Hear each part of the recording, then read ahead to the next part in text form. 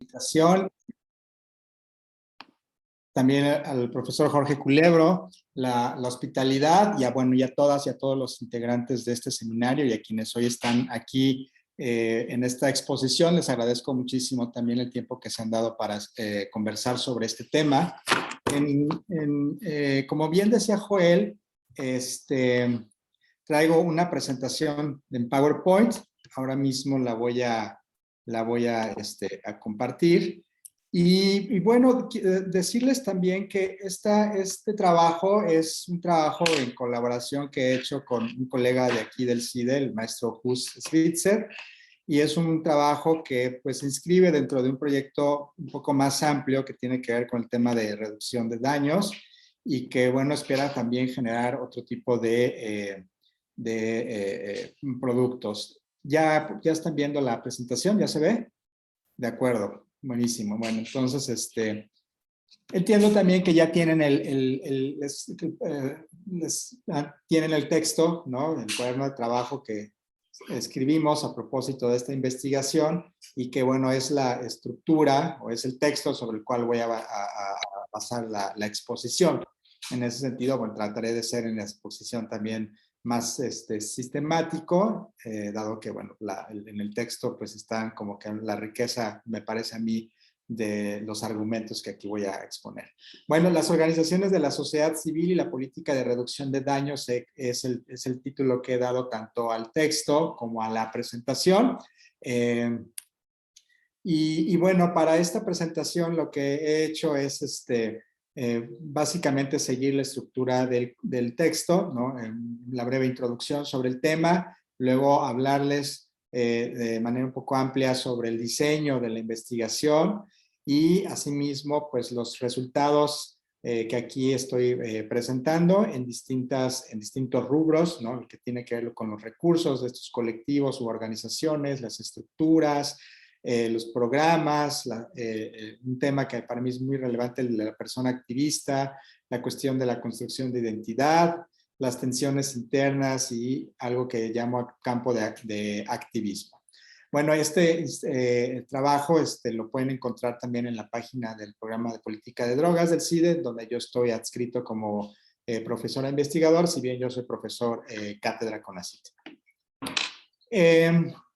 Bueno, en realidad, para empezar quisiera platicar un poco sobre el proyecto el enfoque de análisis que estoy haciendo al tema de la reducción de daños. Como usted sabe, pues este tema se puede hacer desde diferentes enfoques. A mí principalmente me interesaba el tema organizacional porque pues yo mi trayectoria profesional de investigación justamente viene de los movimientos sociales y de las organizaciones de los movimientos sociales y de las organizaciones de la sociedad civil. De hecho, antes de involucrarme en el tema de los colectivos vinculados a la reducción de daños, estaba trabajando sobre todo cuestiones de seguridad y violencia y cómo desde la sociedad civil había respuestas diferenciadas, distintas, desde la propia sociedad, insisto, frente a las epidemias de violencias, concretamente en algunas regiones del país como Michoacán y Guerrero. Entonces, esa es más o menos mi trayectoria y el campo de estudios desde donde estoy partiendo en mis observaciones.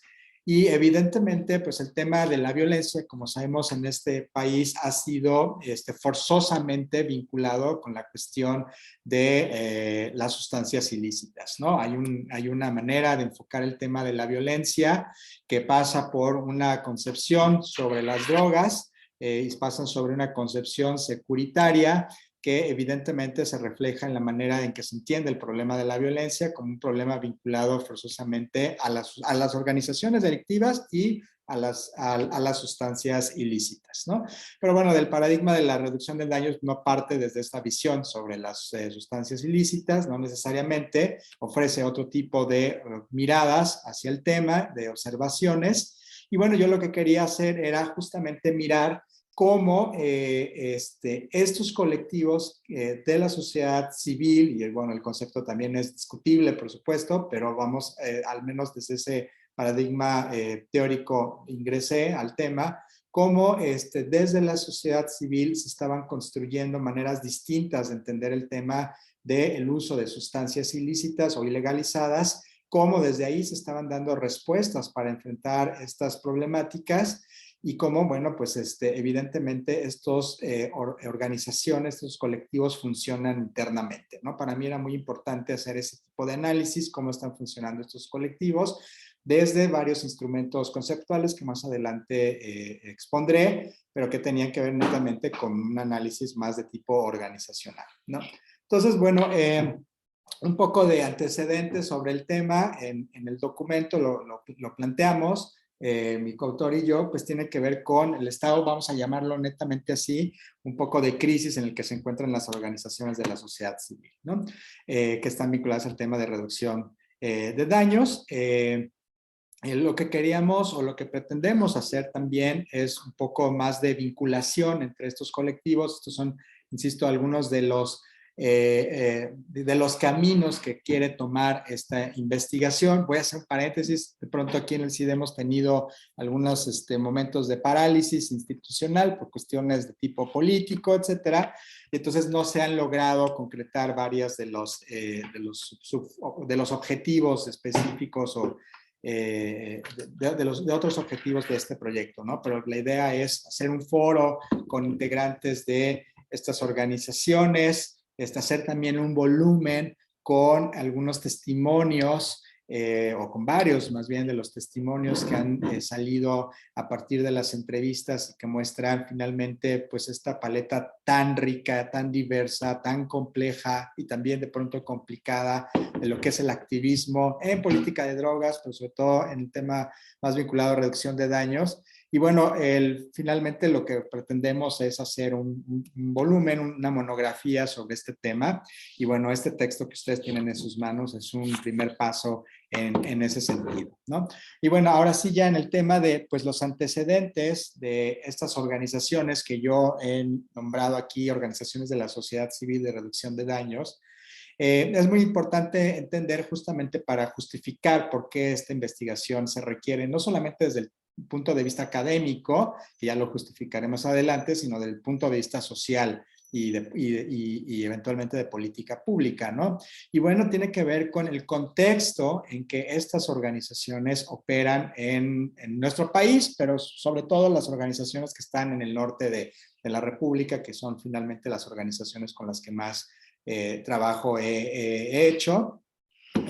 Y bueno, pues aquí hay seis contextos que hacen muy complicada la labor del activismo de las organizaciones civiles en este tema, ¿no? Pues primero el tema de la inseguridad pública, en el que muchos de estos colectivos tienen que trabajar, ¿no? No está de más hablar, por ejemplo, sobre los contextos en que de violencia, en que algunas de estas activismos se encuentran en algunas ciudades del norte del país, como Tijuana, Baja California, Ciudad Juárez.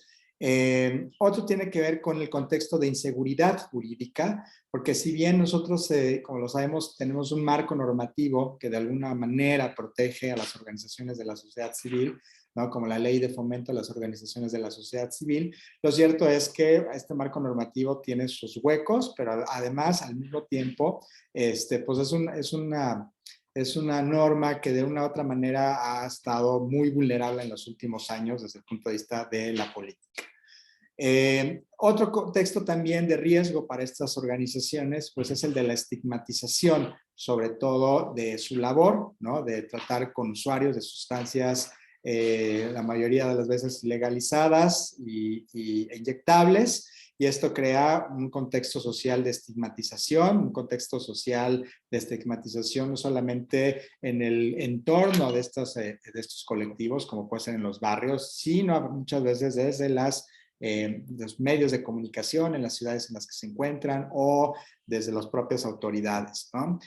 Al mismo tiempo, pues hay una estigmatización política, es decir, desde las propias autoridades en los distintos niveles de gobierno en torno a la labor de estas organizaciones. Recuerdo mucho uno de los testimonios que recopilamos, hablaba de cómo desde las propias autoridades municipales directamente, prácticamente se criminalizaba a estos colectivos de reducción de daños, llamándoles pues como que la vía directa hacia una especie de publicidad que se le estaba haciendo al consumo de sustancias, ¿no? Entonces hay un proceso evidentemente muy fuerte de estigmatización política y bueno, ya no digamos la insuficiencia de recursos que siempre ha sido una parte, digamos, débil, vulnerable de la sociedad civil, cómo financiarse, cómo hacerse sustentable.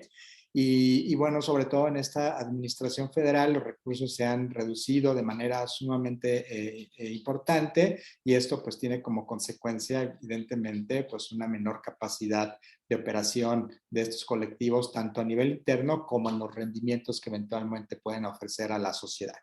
Y además, bueno, pues estas organizaciones sufrieron una experiencia crítica, evidentemente como toda la sociedad, en el contexto de la pandemia, ¿no? En donde tuvieron que repensar sus estrategias de atención a usuarios de sustancias, tuvieron que repensar sus estrategias de captación de recursos, en fin. Bueno, pues es un contexto complicado, complejo. Yo un poco retomando aquella célebre frase de Popper acerca de los peligros de la, de las democracia, de la libertad. Aquí digo los peligros de la sociedad civil, ¿no? Que son además peligros para, yo digo, para cualquier tipo de sociedad civil. Pero en este caso en particular, bueno, algunos de estos peligros, de estos riesgos sí se magnifican, insisto, por el tema justamente en el cual están como que concentradas. Bueno, entonces esta es la parte de antecedentes que vienen en el texto.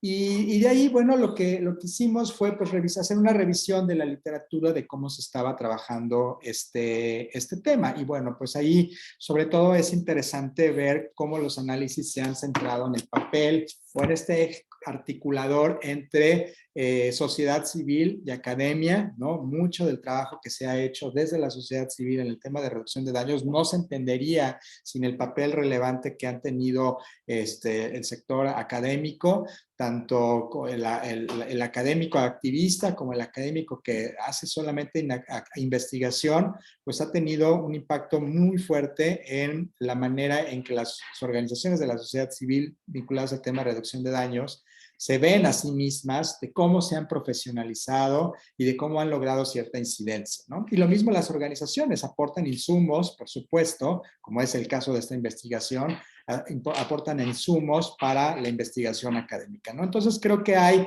evidentemente con matices, evidentemente con sus bemoles, como todo, pero hay una cierta relación virtuosa entre academia, sociedad civil, que mucho ha tratado, insisto, la literatura, ¿no? También la literatura ha investigado, por ejemplo, cómo la sociedad civil coopera en la implementación de programas de investigación de reducción del daño, ¿no? Hay muchos estudios sobre eso, no solamente en Europa, en Asia, también en México. Angélica Ospina, una de mis colegas aquí en el programa de política de drogas, ha trabajado mucho al respecto, ¿no? Cómo la academia ha analizado y trabajado, se ha involucrado en el diseño e implementación de salas de consumo seguras para sustancias inyectables. En fin, creo que mucho de eso está ahí reflejado en la literatura. Había otro campo también de la literatura bastante interesante, aunque más incipiente, que tenía que ver justo con el trabajo que aquí estoy presentando, que era justamente preguntarse, bueno, ¿y cómo funcionan estos colectivos o cómo funcionan estas organizaciones internamente, ¿no? ¿Cuáles son, cómo están organizadas, cuáles son sus estructuras de toma de decisiones, cómo construyen sus programas, cómo se vinculan con su entorno organizacional? Hay pues ya un empuje hacia ese tipo de análisis, pero sobre todo esos trabajos se han hecho para el contexto europeo, para el contexto del sudeste asiático, para el mismo contexto estadounidense, donde ya se está trabajando esas ideas, ¿no? Entonces, bueno, una de esas, en ese mismo sentido, en ese mismo horizonte, pues el trabajo de investigación buscaba justamente empezar ese análisis en las organizaciones a nivel nacional, de las organizaciones mexicanas vinculadas al tema de reducción del daño.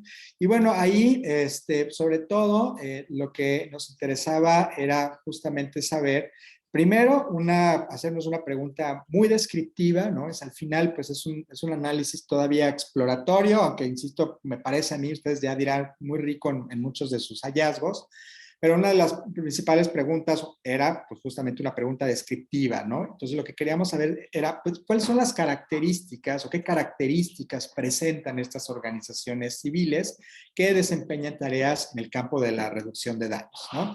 Entonces, la primera fase era saber las características y la segunda fase era conocer cómo se articulaban internamente en sus distintos procesos, cómo funcionaban por dentro, pues, ¿no? En todos los procesos organizacionales que ya conocemos, en cómo se va construyendo su estructura de toma de decisiones, su estructura de cadena de mando, su cultura organizacional, etcétera. Y bueno, entonces una vez que teníamos esa pregunta descriptiva, pues podíamos pasar a esa segunda de tratar de entender algunos conceptos, algunos mecanismos internos de funcionamiento de estas organizaciones. Y bueno, la idea era describir, hacer un reporte, como digo en este reporte, hacer un reporte más que nada analítico. Hay mucha descripción, pero sobre todo un reporte analítico que nos permitiera empezar a visualizar estas estructuras internas de estos colectivos de la sociedad civil, ¿no? Entonces, sobre todo nos interesaba trabajar el tema de la formación de la persona activista, de la estructuración de algunas dinámicas internas y de esta idea que manejamos, que es la formación de un campo de activismo, ¿no? Bueno, evidentemente ya les estoy aventando varios conceptos que ustedes están diciendo, bueno, esto viene de acá, esto viene de acá, sí, la verdad es que sí, ¿no? Es como un estudio exploratorio, también unos un tanto flexibles en términos de jalar distintas herramientas, emplearlas como instrumentos heurísticos que nos pudiesen ayudar a generar información, a construir información, a comprender ciertas observaciones, ¿no? Y en ese sentido, pues, jalamos algunos conceptos que son, y esto más que nada, sobre todo por la trayectoria de investigación que traigo de la teoría de organizaciones en los movimientos sociales, ¿no? Y cómo estas herramientas nos permiten entender, pues, justamente la cuestión de la participación, del activismo, en organizaciones civiles.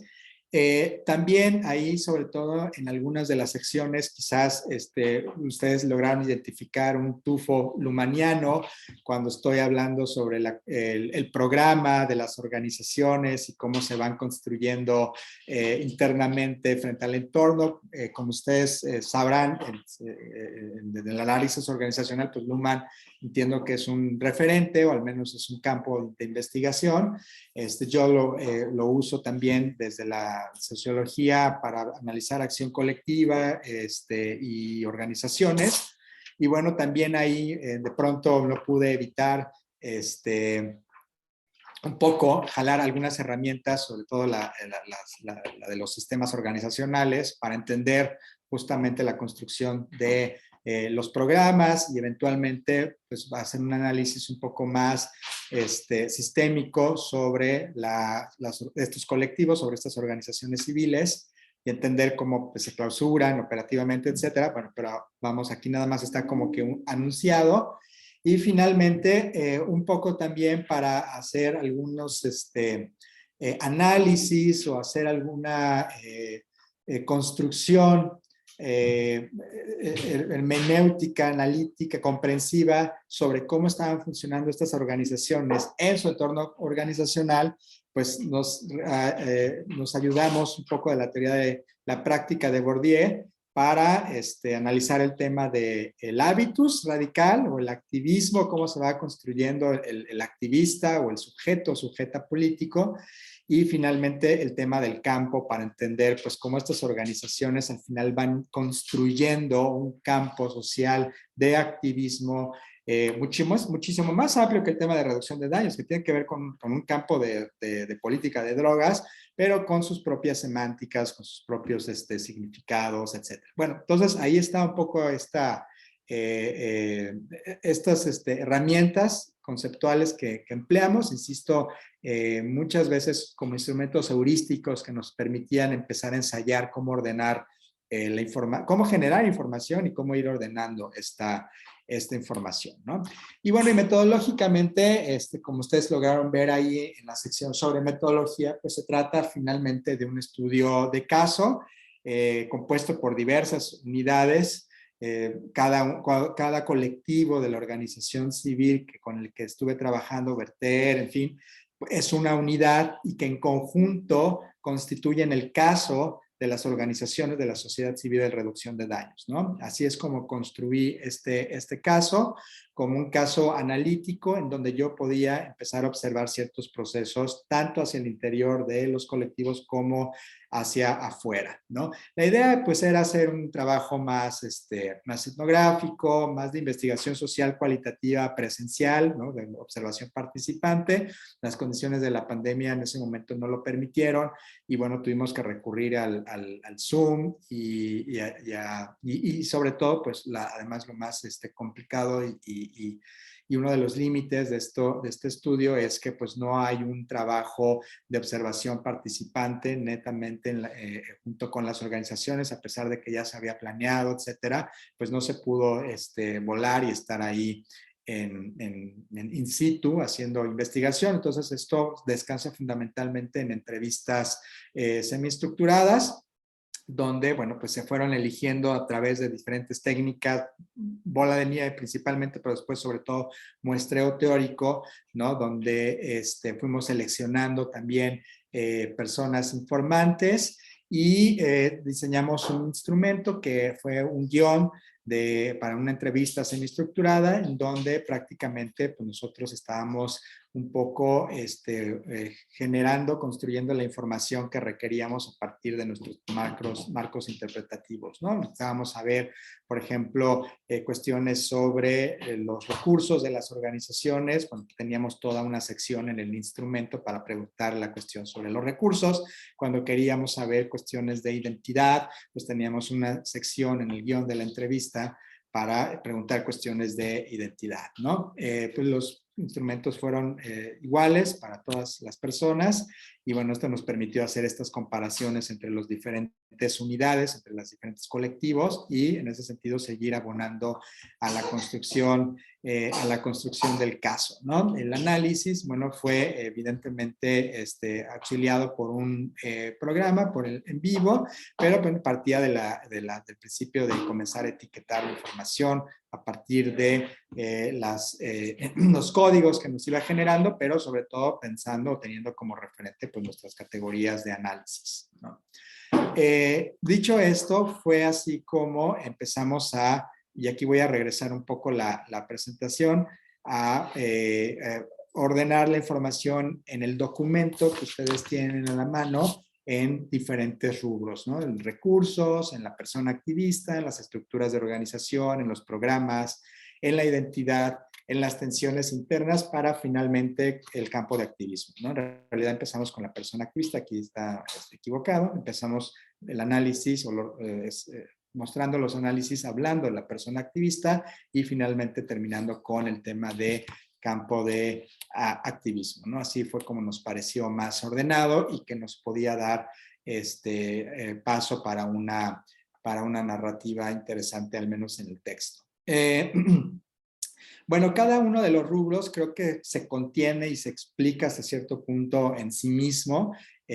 Ahorita voy a pasar al tema de la persona activista, pero iniciando con el tema de recursos, pues hay una historia ahí bastante, digamos, una especie de tragicomedia, ¿no? De cómo hasta cierto punto la dependencia que ha generado, y no puede ser además de otra manera, lastimosamente, quizás sí, ya lo dirán ustedes, la dependencia que se ha generado para hacer un proyecto de cierta autonomía de gestión, pues al final del día está fuertemente acoplada a los recursos que vienen de agentes externos. Llámese Estado, a través de instituciones, como por ejemplo en algún momento SENCIDA, llámese organismos o instituciones internacionales, como puede ser la OECF, como puede ser la ONU, en fin, ¿no? Siempre las organizaciones han dependido hasta cierto punto de pues el financiamiento externo. Y eso queda además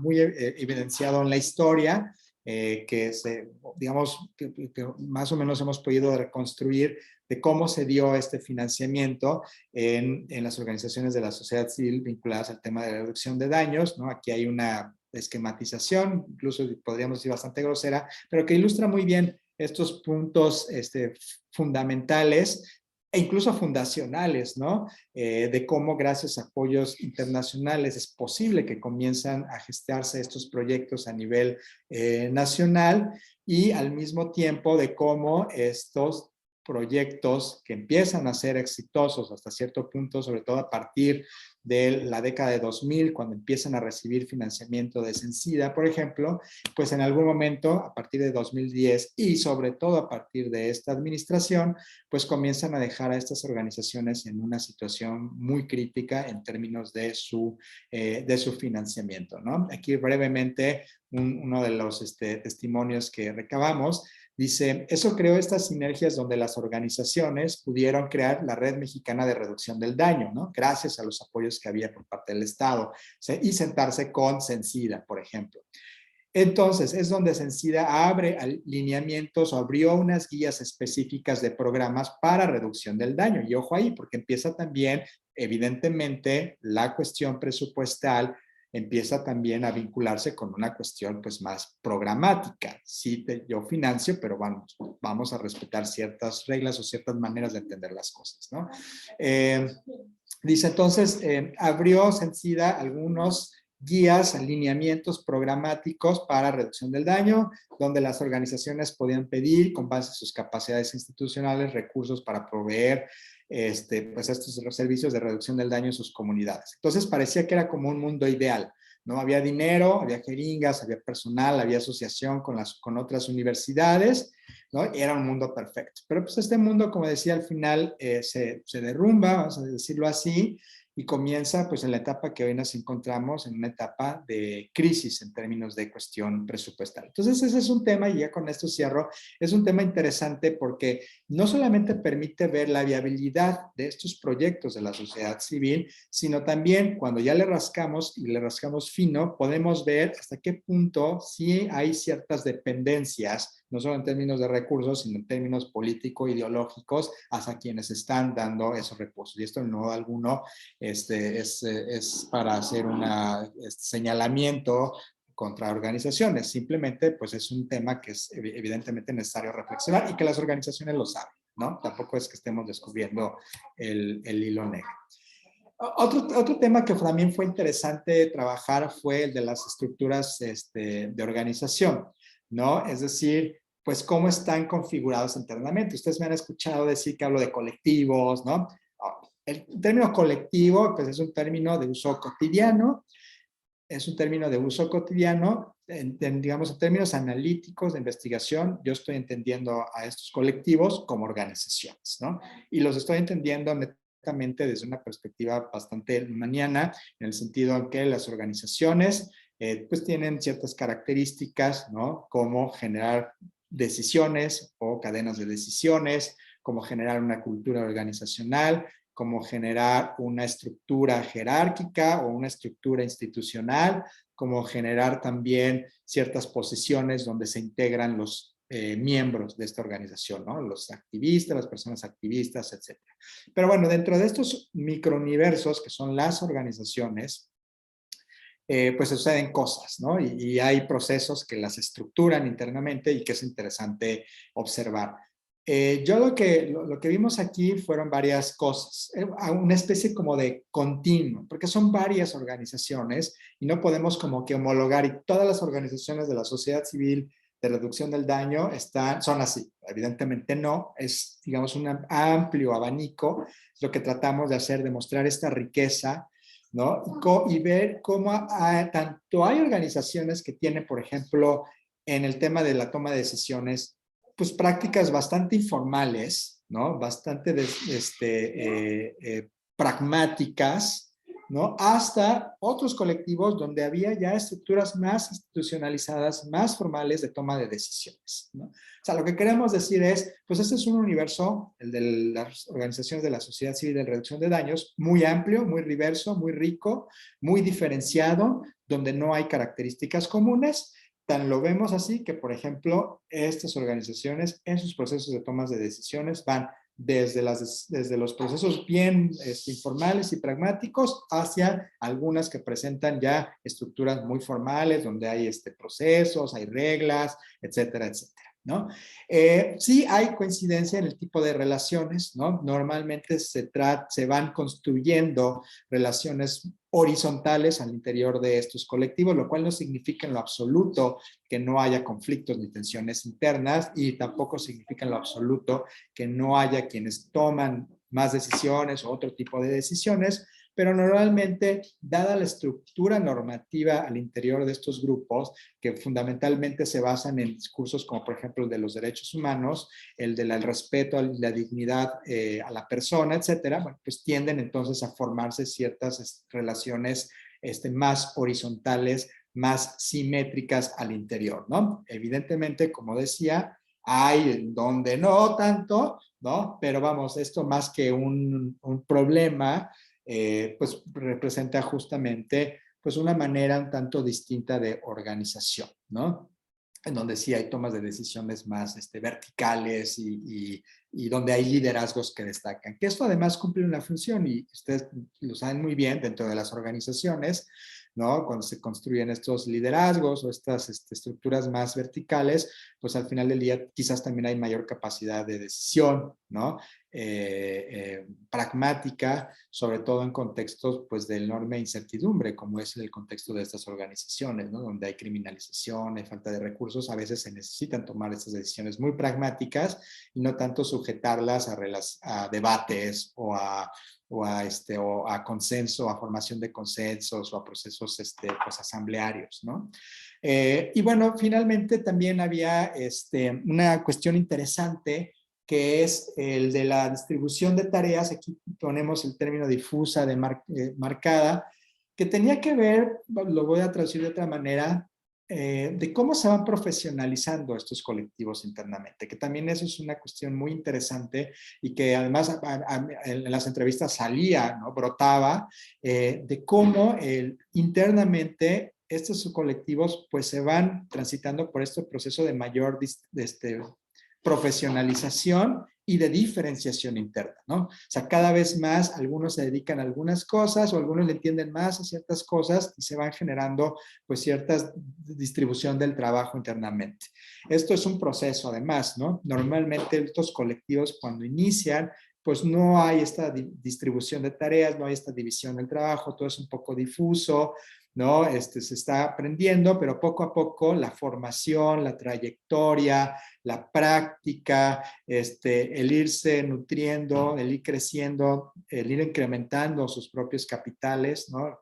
Sobre todo el capital social, el capital cultural también, sobre todo con la vinculación a la academia, pues va en un proceso de mayor profesionalización. Y creo que lo vamos viendo en el campo en general de política de drogas, donde cada vez más quienes estamos en el campo, tanto activismo, sociedad civil, medios de comunicación, pues van aprendiendo más del tema, nos vamos profesionalizando más en el tema, ¿no? Entonces eso también fue bastante interesante ver. Hay muchas cosas que se pueden decir sobre las estructuras, pero bueno, estos son algunos de esos temas que quería compartir. Aquí hay algunos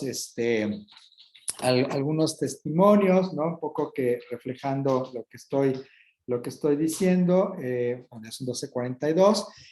Ustedes los pueden ver ahí en el documento, ¿no? Y que justo reflejan esto. Voy a adelantar, sobre todo por el tiempo. Otra cuestión que también fue interesante ver fue la cuestión de los programas.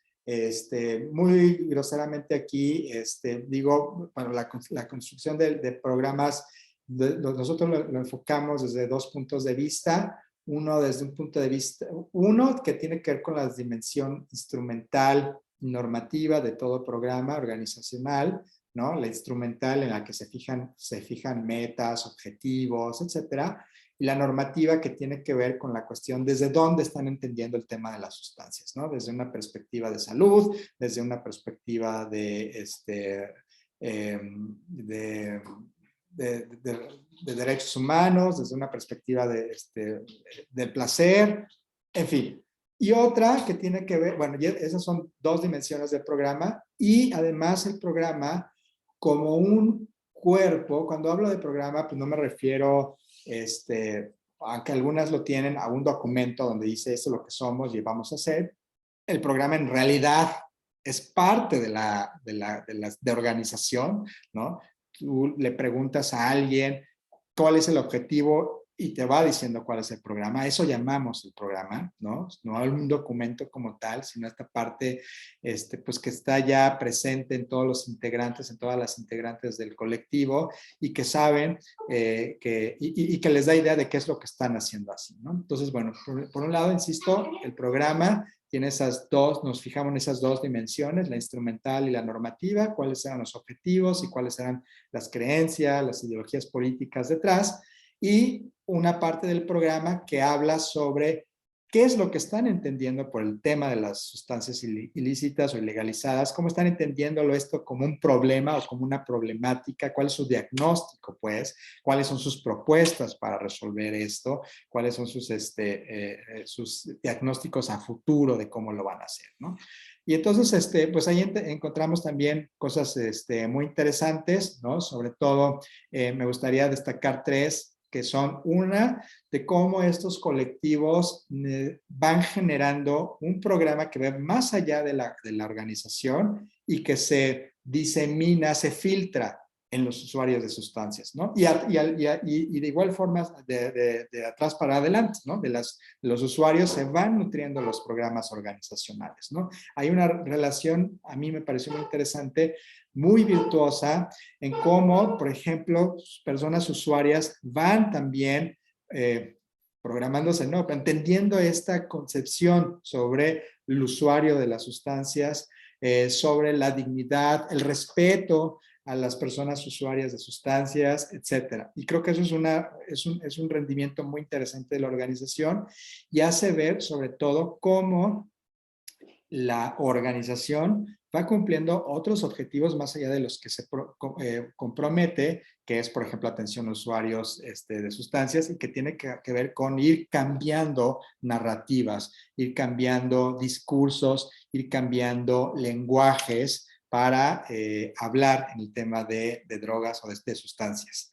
Y bueno, esto pues tiene que ver, como decía, con el empoderamiento, el empoderamiento que va ocurriendo de las personas o de la población usuaria de sustancias, ¿no? Hay un tema de empoderamiento en las personas activistas, sin duda alguna, ¿no? Van creciendo, se van empoderando, van logrando una mayor claridad sobre la problemática, pero también la población usuaria va cambiando, ¿no? Ahí hay unos testimonios muy interesantes sobre esto. E insisto, y al final de lo que se trata o lo que se va buscando y se va logrando es que hay, pues si ustedes quieren, algunos lo critican y dicen, bueno, pero son cambios bastante circunscritos a una población en ciertas ciudades, etcétera. Yo digo, no, no es así, ¿no? Cada vez más van cambiando los lenguajes, cada vez más van cambiando las narrativas, ¿no? Y esto evidentemente pues apunta eventualmente en algún momento a un cambio en paradigmas a nivel estado, ¿no? Sobre cómo estamos entendiendo el tema de las drogas, ¿no? Por ejemplo, aquí dice una de las personas que participaron en la investigación, dice, o sea, se testea, se les dice, cuidado Valentina, se les dice qué contiene, digamos, se les dice qué contiene en una pastilla y les das las opciones a la persona, ¿no? Si consumes esto vas a tener estos efectos, y esa fue una forma bastante interesante de volver al consumidor, pues, responsable, ¿no? Entonces, al momento de que a ellos les decías, bueno, sí, vas a consumir esto es la forma en que puedes reducir daños. Y además, pues de alguna manera, de alguna forma le otorgas la información, no solo para esa persona, sino que también para que la pueda repartir entre otras personas, ¿no? Y hay estudios sobre eso también. Entonces, se trataba de una forma como de educación entre pares, ¿no? Entonces, ahí vemos cómo se va digamos, difundiendo, divulgando, pues estas discursos y estas narrativas diferentes sobre cómo ver, observar a las personas usuarias de sustancias. Bueno, otro tema también interesante que salió en la investigación, como les decía hace rato, tiene que ver con la persona activista, es la principal, es la sección inicial del artículo, del cuaderno de trabajo, y ahí, bueno, justamente la manera en cómo lo construimos narrativamente, la lógica de la exposición de los hallazgos fue una especie como de ir viendo las distintas etapas que va transitando la persona activista desde que ingresa a una organización de este tipo hasta que pues eventualmente ya está, digamos, informado. Y esto no significa en modo alguno que antes no habían pertenecido a otros colectivos, que antes no tenían nociones sobre el tema de política de drogas, sobre sustancias, etcétera, pero definitivamente hay un cambio cualitativo dentro de las organizaciones, ¿no? No solamente porque van haciéndose de distintos capitales, ¿no? Van conociendo más sobre el tema, sobre todo por esto que les decía de la vinculación que tienen estas organizaciones con la academia, se van socializando más en el tema, pues, con las conversaciones con los propios colegas, en la práctica cotidiana, ¿no? Van generando estas competencias, se van haciendo de estas estrategias, se van haciendo de estas herramientas, ¿no? Que les van a permitir, pues, ir generando toda una historia, toda una, digamos, sí, toda una historia, y les va a permitir ir generando todo un bagaje de conocimiento y de experiencias que les van a permitir seguir siendo parte, pues, de este activismo de sustancias que no es en lo absoluto sencillo, no es en lo absoluto fácil. Por eso nos atrevimos a mirar un poco la idea de Bourdieu sobre hábitos, sobre todo de Creswell cuando habla de hábitos radical, como toda esta serie de disposiciones, de competencias, de herramientas, de conocimientos que van adquiriendo las personas a lo largo de su inmersión en un ámbito social como son estas organizaciones, y que los van adecuando, los van haciendo competentes para este tipo de tareas como requiere la sociedad civil.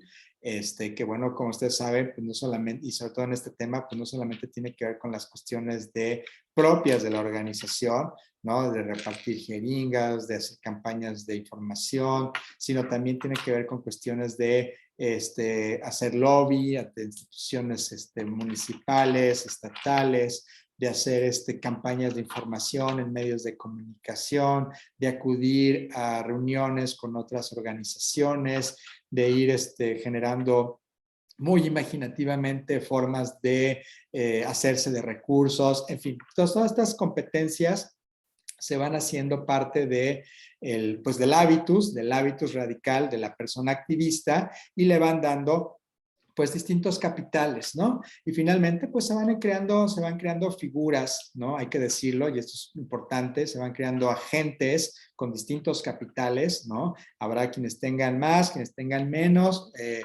y esto eventualmente va a ser muy importante para entender cómo va a ir funcionando este campo de activismo, ¿no? Porque distintos agentes con distintos capitales van a ocupar distintas posiciones en un campo en el que los recursos van a ser escasos, en un campo en el que hay muchos agentes, muchas organizaciones, muchos activistas peleando por esos recursos, en un campo donde además los capitales simbólicos también se van a ir construyendo a partir, pues, de estas luchas, ¿no? Descarnadas entre ciertos activismos contra otros activismos, en fin, ¿no? Por eso nos pareció tan interesante la idea de campo de Bourdieu, justamente para reflejar lo que estaba ocurriendo ahí. Y bueno, pues ahí está en el centro la persona activista, ¿no? Está justamente colocada dentro de las organizaciones de la sociedad civil de reducción de daños, va desarrollando su propio hábitos como población usuaria, y va desarrollándolo hacia un hábitus radical, en donde va entendiendo las reglas del activismo, va entendiendo los programas, digamos, el teje y maneje de la organización en la que se encuentra, va adquiriendo, ¿no? Por sus mismas capacidades, va adquiriendo pues distintos tipos de capitales, ¿no? Y se va relacionando con distintos sectores, con la academia, con la política, con organismos internacionales, y así es como va construyéndose esa persona activista, ¿no? Bueno, evidentemente, si bien hay una persona activista que tiene su identidad, pues también se van creando desde estas organizaciones, pues identidades sociales, ¿no?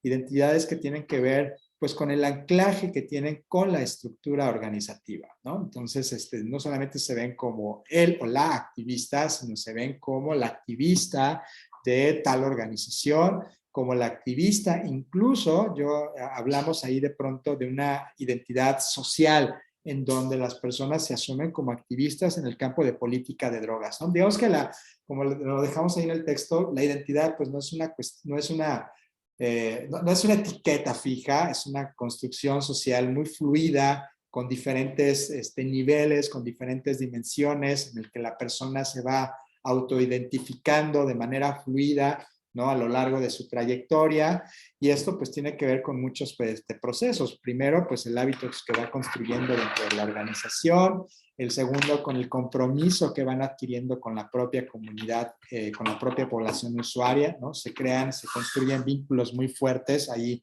como ustedes pueden ver en el texto hay historias bastante fuertes, ¿no? De los vínculos afectivos que se construyen con ciertas personas de la población usuaria y que de pronto esas personas fallecen o que de pronto esas personas entran en una situación crítica de salud, en fin, ¿no? Todo eso va construyendo compromisos que van abonando a esta manera de verse como un grupo, de autoidentificarse como parte de esa organización, ¿no? Y por eso decimos que se va creando una identidad organizacional, pero al mismo tiempo el proyecto político que empiezan a abrazar de entender la política de drogas desde un paradigma distinto al prohibicionista, basado en derechos humanos, en derecho a la salud, en el derecho al libre desarrollo de la personalidad, en el derecho al consumo, pues estos proyectos políticos, estos programas políticos también se construyen o se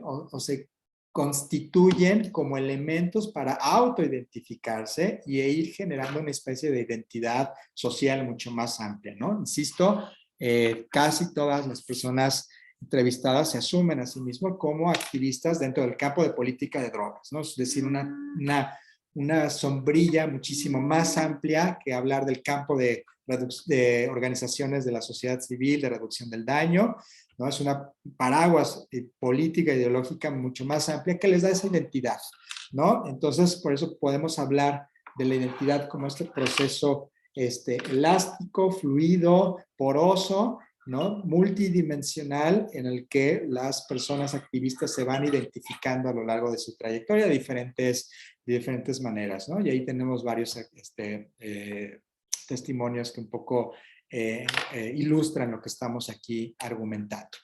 Y como decía, y ya casi te voy a terminar, estoy excediendo un poco en los minutos que me dio Joel.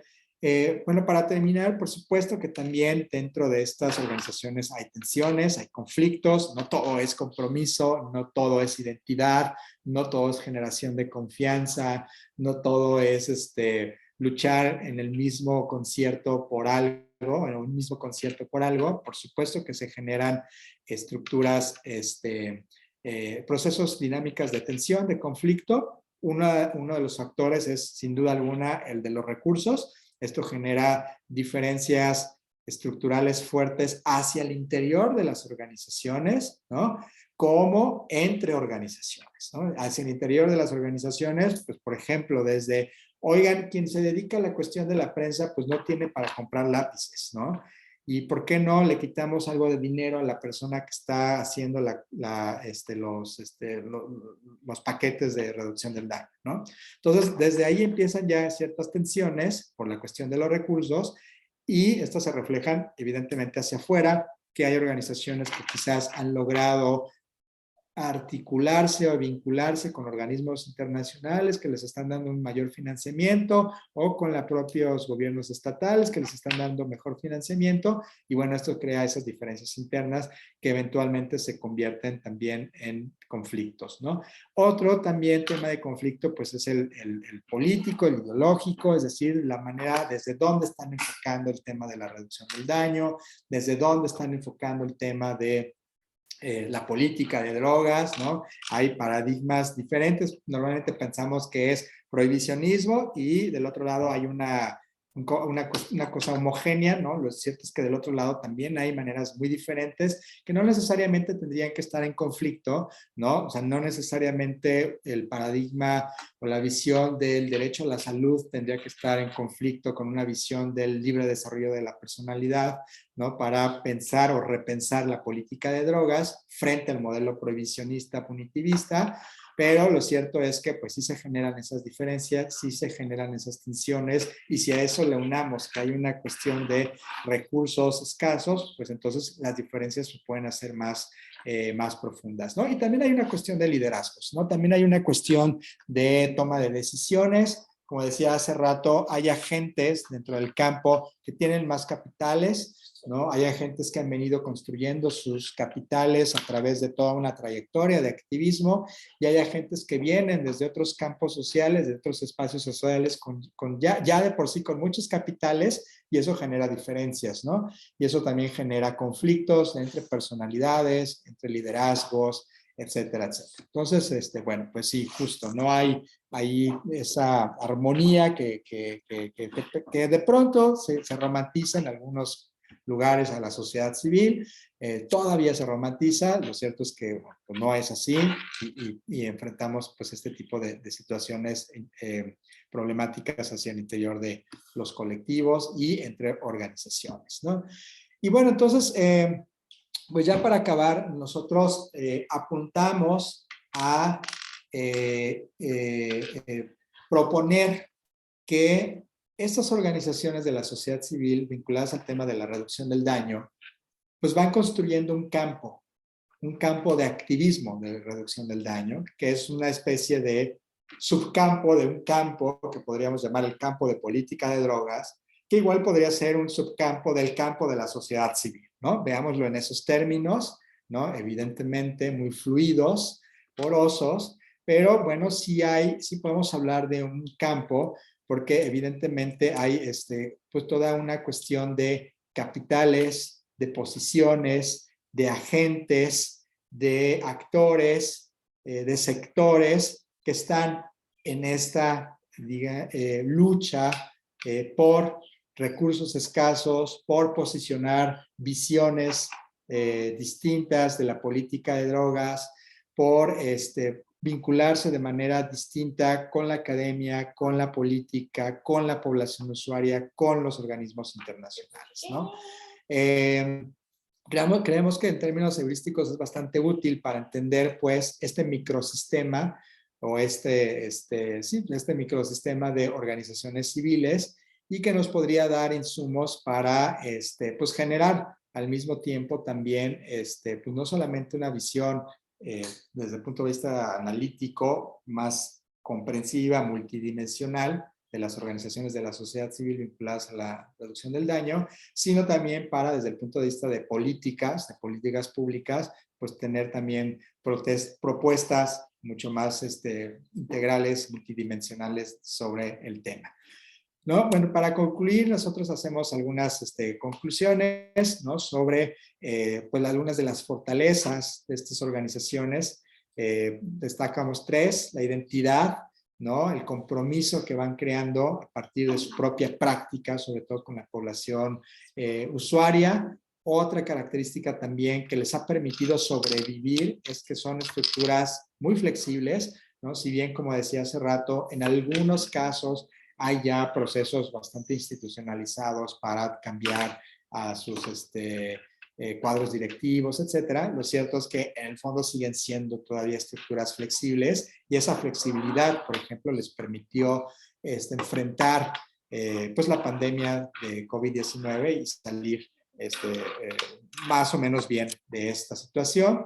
Y bueno, al final del día van construyendo pues toda una historia, toda una trayectoria, incluso hasta con sus mitos fundacionales, ¿no? En el campo les va dando esta identidad social común, les va dando una historia colectiva, les va dando una especie de bagaje de conocimientos y de experiencias que se van compartiendo, ¿no? La gente se conoce, recuerda anécdotas, señala casos, en fin, ¿no? Creo que eso es algo que al final del día pues es una fortaleza y que permite que ese campo siga ahí a pesar de todos los trabas institucionales, sociales, políticas que les había yo mencionado al inicio de la presentación.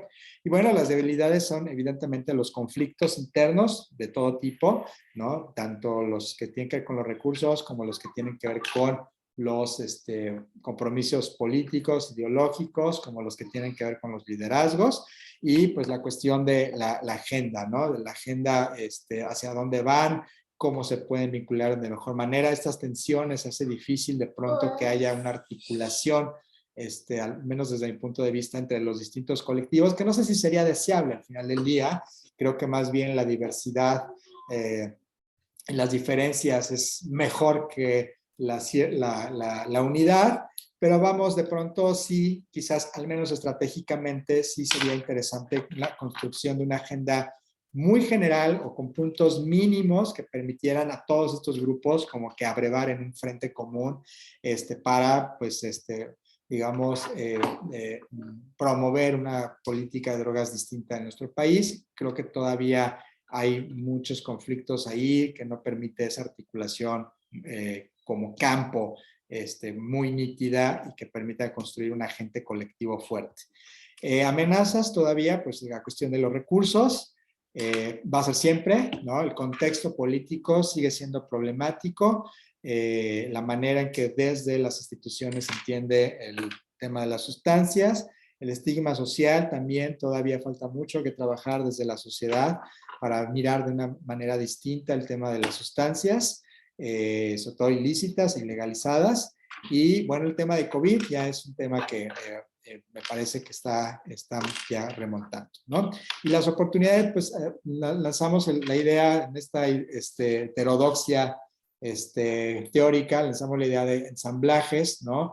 Y de justamente ir entendiendo estas organizaciones desde un punto de vista más lingüístico, discursivo y de cómo se van construyendo, digamos, nodos comunicativos que van a ir rebasando estructuras como las propias organizaciones, como las propias personas y se van a ir tejiendo redes discursivas distintas, incluso a pesar de la distancia, sobre la política de drogas y sobre cómo articular proyectos políticos para hacer frente hacia el modelo prohibicionista.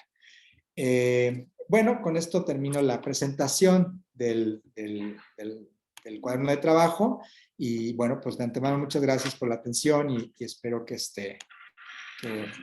podamos ahora conversar. Muchas gracias, Edgar.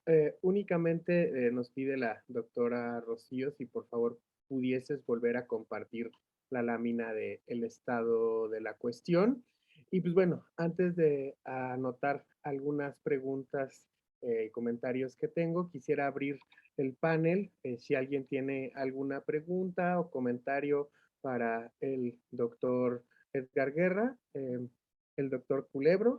Adelante, doctor. Sí, hola, buenas tardes. Déjenme pongo aquí la imagen. No, primero que nada, no, pues muchas gracias, Edgar, por la presentación. Estuvo todo muy, muy interesante. Me gustó mucho. Y también hay muchos puntos convergentes con los que hemos estado trabajando a lo largo del seminario. Reducción de crisis, daños, etcétera. Y sobre todo el elemento organizacional e institucional me llamó mucho la atención. En eso en particular tengo yo una pregunta y se relaciona un poco con lo que hemos estado trabajando con Carlos González Cepeda en últimos textos, en términos de las lógicas, bueno, identidades organizacionales. Si no hay tensión o conflicto entre esas distintas lógicas, cuando, por ejemplo, distintas organizaciones con distintas identidades y distintas lógicas tienen que atender un mismo problema particular, como en ese caso la política de drogas, digamos, pensando en sociedad civil y gobierno, inclusive, por ejemplo, alguna que otra fundación. Si no hay esas tensiones, si hay esas tensiones entre esas distintas lógicas, ¿cómo es que lo solucionan o cómo es que se resuelven esas distintas lógicas? Tenemos esa duda porque vemos eso ahorita en un texto que estamos trabajando sobre las caravanas de inmigrantes, y en ese paso pues hay distintas lógicas, ¿no? La parte de los órganos internacionales, sociedad civil, pero también el gobierno con otras áreas como salud, marina, etcétera, ¿no? Y si no hay esas tensiones que notaron ustedes, me llama la atención esa parte. Y lo otro es también, que me gustó mucho, el incorporar muchos elementos de la teoría de la organización para entender fenómenos sociales y políticos como ese que estás viendo, ¿no? Ese sería mi pregunta o comentario. Y además de eso, pues no sé, pues también bienvenido al SAIN. Este es tu seminario, tu casa. También la UAM, cuando quieras presentar algo, pues nos avisas, estamos para eso, ¿no? Muchas gracias por tus aportes y pues también bienvenido para esas conferencias, todas las más que vengan. Muchas gracias, será todo por el momento. No, muchas gracias, muchas gracias. ¿Contesto? ¿Te parece si levantamos otras 2 preguntitas para que vayamos en células de 3? Sí, gracias. Muy bien. Adán, adelante. Buen día a todos y a todas. Fue interesante la exposición, igual la lectura del monográfico. Más una pregunta, bueno, un comentario y un poco ahí, como a ver si se puede despejar, ¿no? O plantear una cuestión o dejarla planteada.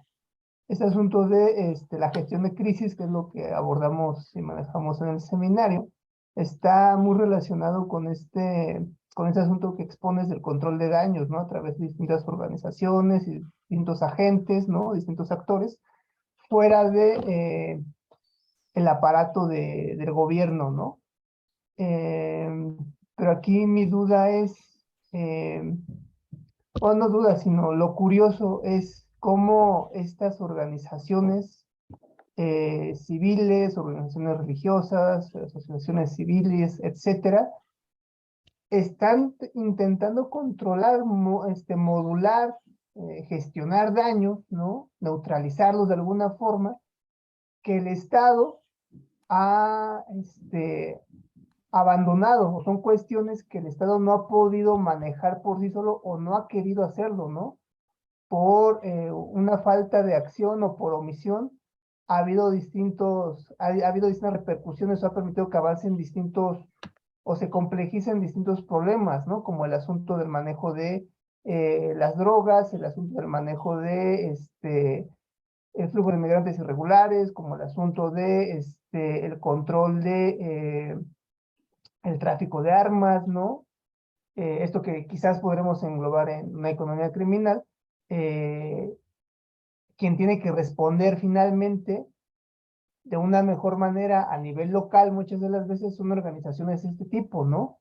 Quien se está haciendo cargo muchas de las veces de estas omisiones del Estado, ¿no? Pues son las distintas organizaciones que se van a encargar de este control de daños a nivel local y que tienen muchos mejores resultados que los programas burocráticos que por lo menos tenemos experiencia y contacto directo con el gobierno mexicano, ¿no? Sea la administración que haya pasado por esté pasando en los sexenios en turno, ¿no? Así es que, pero aquí lo curioso también es que muchas de las veces, bueno, no muchas de las veces, sino que en ocasiones de emergencia, no estoy pensando, por ejemplo, las caravanas de migrantes, muchas de las veces a estos agentes, estas organizaciones fuera del ámbito estatal, fuera del ámbito institucional, requirieron recursos, ¿no? Requieren recursos del gobierno, así es que pues, es bastante complejo muchas de las veces.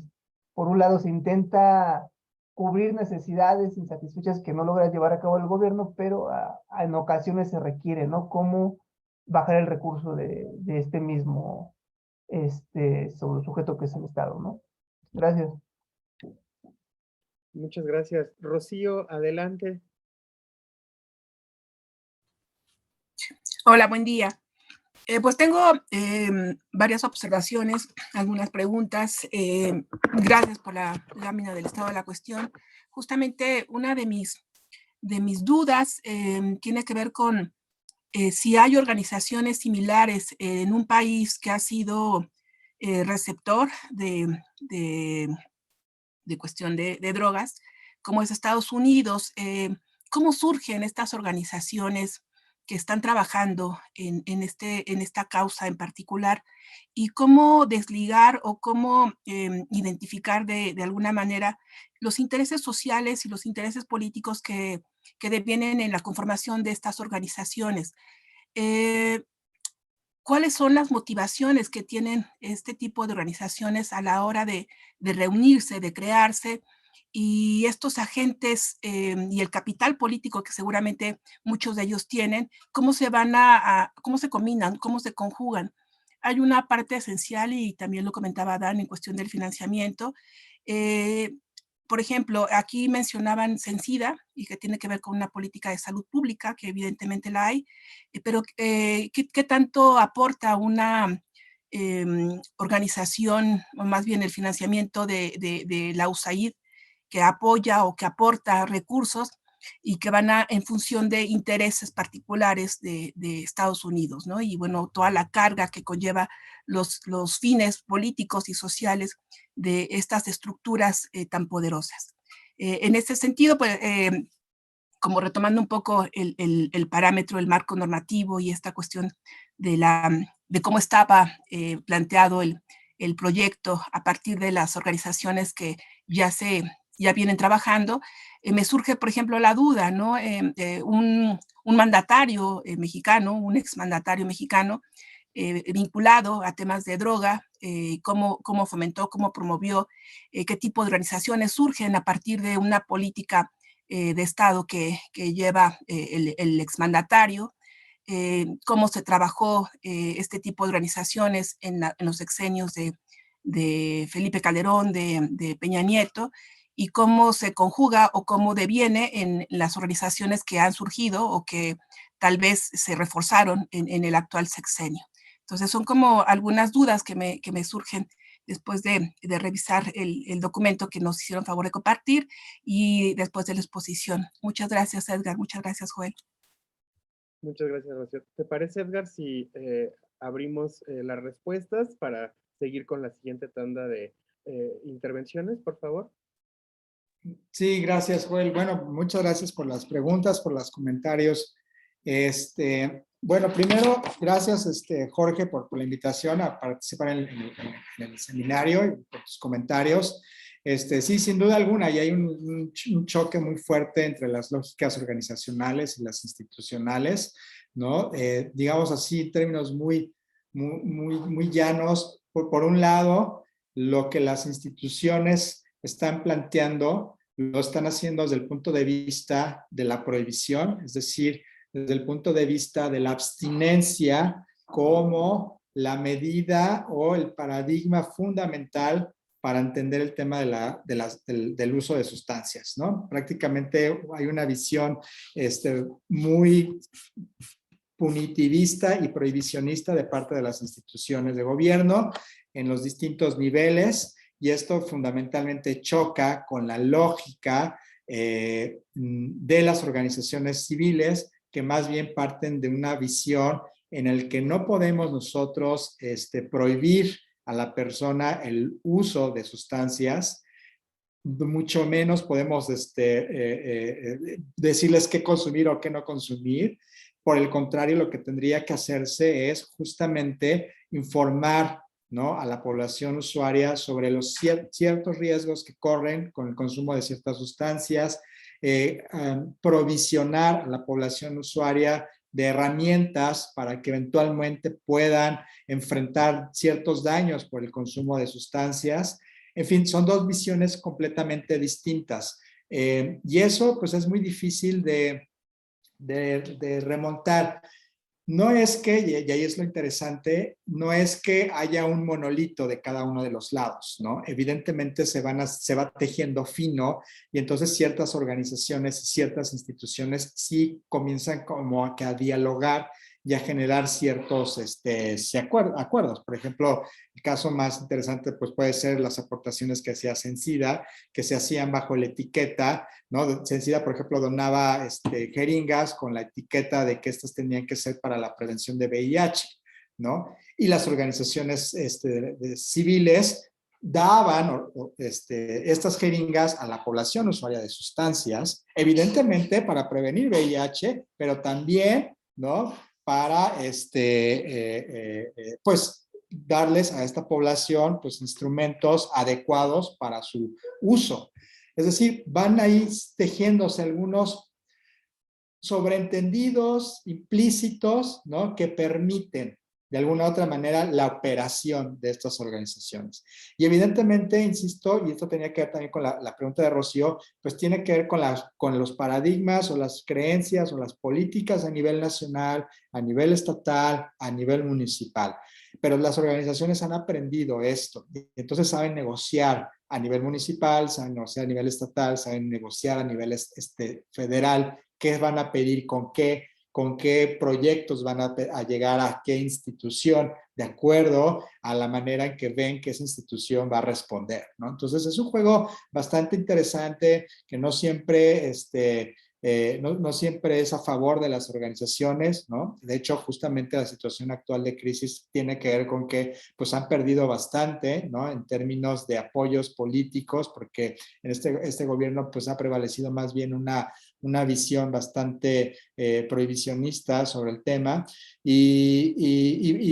pero lo cierto es que, sin duda alguna, la política va a afectar la manera en que estas organizaciones van a trabajar, como también va a afectar pues la cuestión de los dineros, ¿no? Ya lo decían ahí también Adán, ya lo decía también Rocío, la cuestión de los dineros va a tener pues incluso muchas veces va a ser determinante en cómo se va a estructurar la organización, ¿no? Como sabemos, en teoría de organizaciones es como en el póker, ¿no? Con las cartas que te dan, empiezas tú a funcionar como organización. Con las cartas que te dan, pues tú vas haciendo tu juego. Si alguna organización empezó a financiar un organismo internacional con una visión no prohibicionista, como OSF, por ejemplo, pues esa organización va a ir trabajando ideológica y políticamente en ese mismo sentido. Hay que decirlo y me parece que no es deshonesto, no es una crítica, sino al contrario, es más bien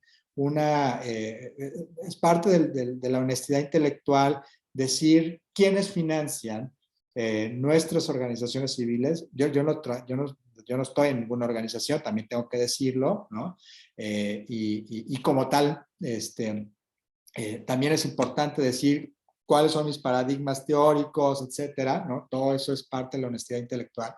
Pero también las organizaciones civiles tienen que decir, como parte de su honestidad intelectual, quiénes los están financiando, ¿no? Hasta dónde están los compromisos de ese financiamiento y declararse también como actores políticos con una visión política sobre ciertos temas, ¿no? Esta organización tiene una visión política sobre el tema de las drogas, una visión política que pasa por la regulación de las sustancias, por el respeto a la persona usuaria de sustancias, etcétera, etcétera. Y es parte de la honestidad que se requiere para que sigan funcionando. Pero definitivamente, tanto la política como las organizaciones internacionales o los financiadores, USAID, OSF, ONU, Sencida, todos van a tener cierta influencia en la manera en que esas organizaciones van a trabajar en el tema de la reducción del daño. ¿Hasta qué punto? Pues eso ya depende de la propia organización, hasta qué punto, ceden, ¿no? Ciertos principios por recursos, hasta qué punto consensan ciertos acuerdos con ciertos actores, hasta qué punto rechazan, ¿no? Ciertos acuerdos, ciertos principios con actores políticos. Es parte pues del mismo teje-maneje que como organización están involucrados. Y lo cierto es que mucho de este éxito, por eso es tan importante para estas organizaciones diferenciar sus alianzas. O sea, por eso es tan importante no solamente tener un agente que las financia, sino tener muchos, no solamente tener ciertos aliados en la academia o en la sociedad civil, sino tener muchos, y ciertos aliados en la política, sino tener muchos, porque en la medida en que vas diferenciando tus alianzas, pues en esa medida vas a ir logrando, pues sin autonomía, sin mayor capacidad de en un momento decir por aquí no, por allá sí, ¿no? Desafortunadamente, pues la situación para estas organizaciones es complicada por toda la serie de estigmas, por toda la serie de problemáticas alrededor de las mismas, pero justamente la idea de campo nos permite ver cómo si en estos 20 años, 25 años que llevan, ¿no? Quizás ya 30, depende, como organizaciones, sí han logrado construir este campo de activismo que les va a ir permitiendo cada vez más mayor capacidad de injerencia, o de incidencia, perdón. Traté de responder las tres, o más bien no sé si traté de responder, pero creo que se me salió la respuesta de las tres, pero de todas maneras, si no lo hice, por favor díganme. Muchas gracias, Edgar. Perdón, Carlos Alberto, ¿todavía quieres preguntar algo? Vi que bajaste la mano, eras el primero en la lista. Si gustas, Carlos, adelante con tu pregunta, por favor. Gracias, Joel, y gracias también a Edgar por la presentación. La verdad es que es un tema que me pareció bastante interesante, en tanto que también, digamos, estoy un poco ligado al tema de las organizaciones de la sociedad civil y específicamente en temas sobre migración. Y tengo un par de preguntas sobre lo que nos presentaste, Edgar. La primera es si a través de este trabajo que realizaron de investigación, tienen información sobre la población o las características sociodemográficas, si lo quieres ver así, de la población a la que atienden estas organizaciones.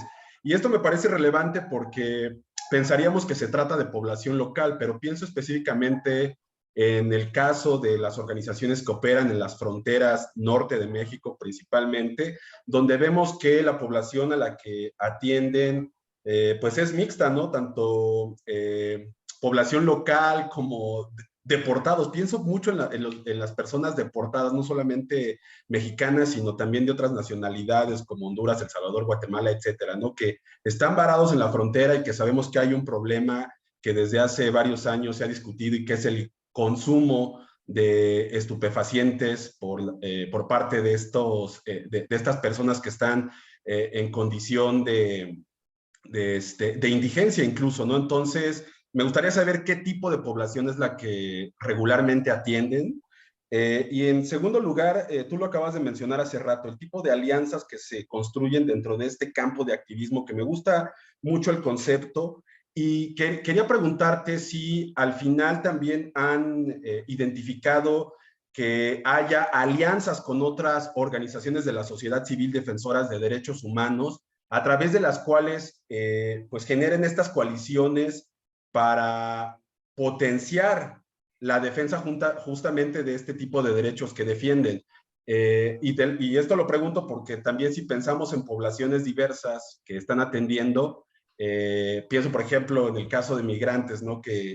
Y de nuevo vuelvo a los puntos fronterizos donde desafortunadamente caen en el consumo de algún tipo de drogas o demás. Si hay este tipo de alianzas con, por ejemplo, albergues de migrantes para proponer algún tipo de soluciones o para informar incluso a los consumidores. A mí me ha tocado ver estas campañas donde van organizaciones de la sociedad civil en el bordo de Tijuana y van repartiendo jeringas, un montón de materiales o de insumos para que puedan seguir consumiendo, además de campañas de información. Entonces me gustaría saber un poco más cómo realmente opera ese contexto del campo de activismo en términos de las alianzas que puedan generar con otras organizaciones de la sociedad civil o incluso como lo mencionaba también Adán, de la forma en cómo buscan alianzas para conseguir financiamiento, ¿no?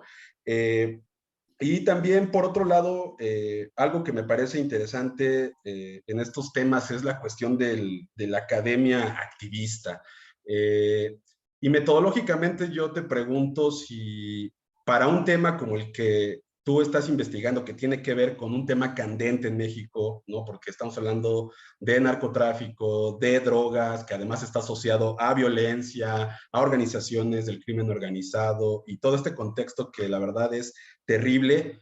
Si es posible, o cuáles son los retos que implica ser una academia activista, ¿no? Más allá de solamente hacer el acompañamiento y tratar de sacar la información que regularmente desde otros campos no se obtiene.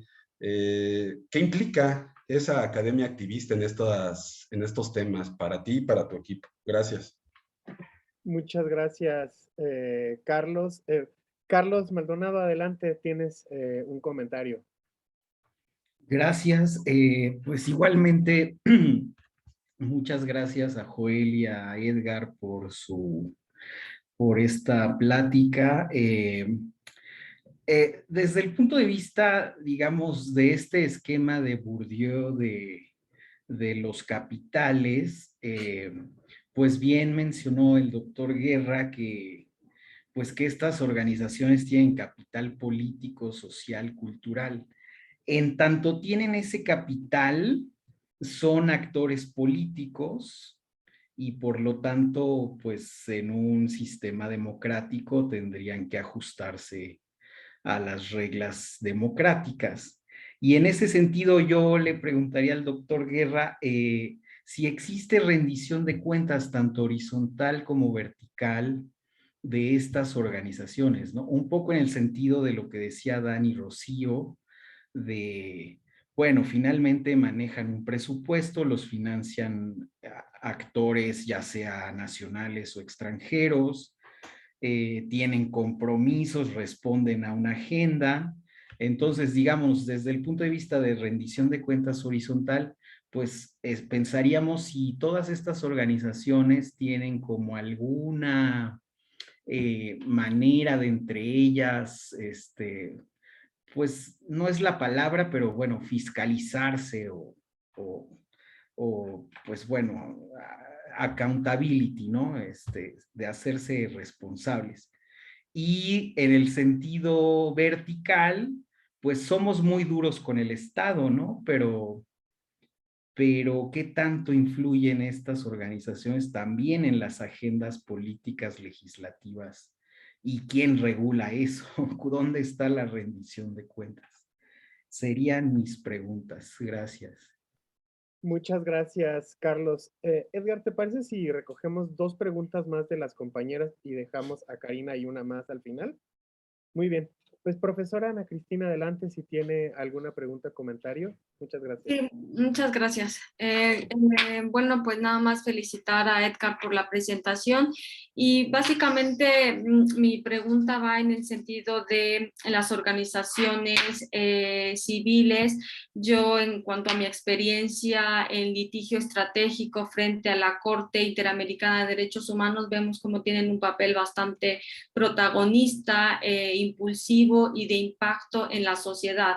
Pero me gustaría saber, en tu opinión, y si conoces de alguna experiencia a nivel europeo que tenga tanto activismo de igual manera para casos importantes y estratégicos a nivel, por ejemplo, europeo, porque me parece a mí, o tengo la percepción de que la sociedad civil, al menos en Latinoamérica, no solamente en México, pero en Latinoamérica, es bastante más activa y reacciona un poco también a las dimensiones de los derechos que se protegen, pero de alguna manera sí me parece que puede tener un mayor protagonismo, activismo y por lo tanto un mayor impacto dentro de los asuntos sociales latinoamericanos más que la europea, a mi juicio. Pero si tú tienes algún ejemplo en concreto o alguna opinión que te merezca este comentario y nada más. Muchas gracias. Muchas gracias, doctora Janet, adelante. Muchas gracias, Joel. Buenas tardes a todos y a todas. Y bueno, va en relación igual al comentario que hace Ana Cristina.